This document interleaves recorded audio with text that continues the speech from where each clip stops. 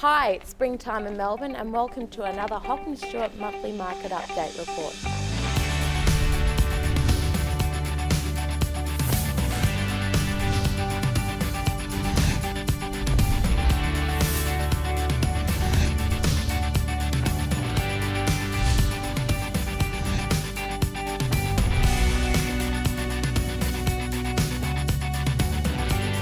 We're not in Parliament House here, Rob, but we are somewhere very special. Yep. Well, this is 34 Bedford Street. This was, years ago, it used to be the most fantastic old mansion, and then the chap that developed it actually built some units out the back. Wow. But as you look around this room, this is look at the Absolutely corbels stunning just above us ceilings, there. the corbels, High the beautiful ceilings. stained glass windows. And this is an apartment we're selling. We are. It's a beautiful ground floor in this beautiful Victorian and Italian Renaissance-inspired mansion, and 2 bedrooms, 1 bathroom. This goes to auction in a couple of weeks' time, and I think we're looking sort of in excess of 800,000 on this one. Yeah, I think so. This will really set a new level for I think so Elwood too, and real estate in the area. And it's been an incredible month, Rob. I know we've had some great results across the board. We had that wonderful result there in Faulkner Street, 70 Faulkner, St Kilda. Selling in the vicinity of 1.6 million, undisclosed price there, of course. Yes, it was a tri-level, almost a 4-level sort of apartment. No, more of a townhouse, wasn't it? Townhouse, low maintenance living. Just Move goes on. to show the attraction for the low maintenance properties in the area. And then, of course, moving across to Malakoff Street, number 18. Ironically, the second time I sold that this year.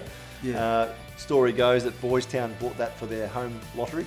One of the most successful ones they've ever run, and the winner of that decided to go with the Brisbane home. So they obviously recycled that back out to the market, and testament to how strong the market's been. It sold for $70,000 more than it did in February. Wow. And 2 Mason Avenue, you're pretty excited about that result. Yeah, that was a very strong result for a home that needed renovating, a deceased estate.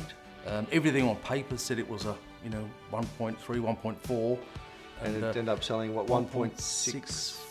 5.2. Yeah, Jinx. So it's a very solid, which is now the yardstick for the buyers can use for other properties. Some of the neighbours have called and said, can you replicate that result? We'd certainly try to. We don't know what will happen around the corner, but spring's certainly shaping up to be very exciting. Clearance rates, Rob, now at around the 76% mark. And the Real Estate Institute of Victoria also claiming we had the busiest winter in the last 8 years. Over 33,000 sales in the 3 months leading into August. So an amazing finish there to winter for us, and certainly shaping up to be a big spring, would you say? It's been a very strong market indeed. We're already booking for February now, so if you are looking at doing something in the new year, certainly pick up the phone and give us a call, and we'll see you all again next month. There's still plenty of time to do it now. Just call us in and give us we'll give you an update. Absolutely. There you go. George of Jim's Building Inspections, thank you for coming along today. Appreciate My it. pleasure.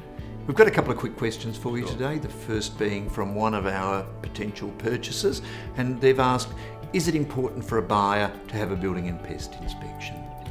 The answer I would say is absolutely yes, because it gives them all the information they need to go to auction with confidence, knowing what they're up for as far as costs go. Perhaps they need to replace a section of flooring or to fix up a rotten section, but at least they know what they can budget for. Yeah, that makes absolute sense. And what about from the perspective of a vendor?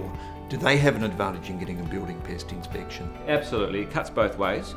When a vendor gets an inspection early in the process, it gives them an opportunity to fix any defects that might put off a purchaser. Okay. It also helps them to comply with Section 32 requirements, where you have to divulge anything that is wrong with the house, or as we said, fix it.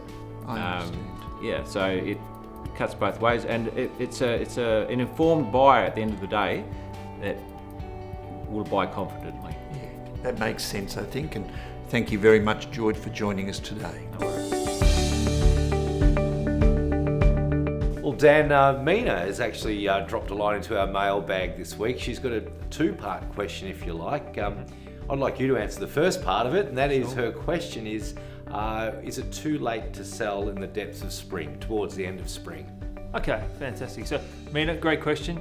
There's actually plenty of time left to sell in spring. As a matter of fact, we have almost 10 auction weekends still remaining this year. So considering it takes on average about 2 weeks to prepare a property to make it sale ready, there's still plenty of time to take advantage of all the action that's happening at the moment. And following on from that, John, and I suppose into the second part of Mina's question, if Mina's unable to make that, what's the scenario with selling over the summer months, over Christmas and New Year's? Yeah, I get that question every year, Dan, from would-be vendors. What we found is the smartest thing to do if you're a potential vendor thinking of doing something over summer is to speak to your real estate agent, preferably Hocking Stuart, of course, and lock in an actual physical auction date for perhaps late January, early mid-February, because we can get the ball rolling over December, get a few buyers through, and then you've got that ultimate backup plan of an auction date. So it's often a great idea to sit down with your agent, get the paperwork signed up, work out the marketing plan, and just give him free rein over December to get buyers we've met out in the field, knowing that you've got that auction date planned. And I guess that auction date acts as a bit of a deadline for buyers as well, forcing them to make a bit of a decision. It really creates that urgency that gets you A, a good offer, or B, down the track with auction anyway.